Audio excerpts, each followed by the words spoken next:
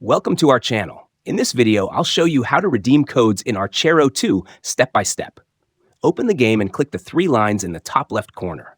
Go to Settings and copy your user ID by tapping the Copy button. Now, close the game and open your browser.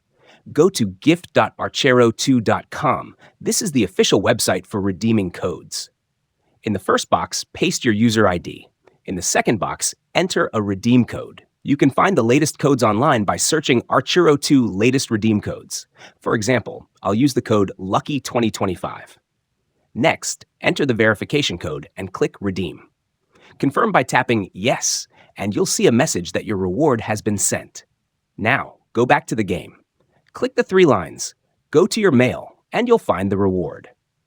Tap Claim Reward, and that's it. You've redeemed your code. Like and subscribe for more tutorials. See you in the next video.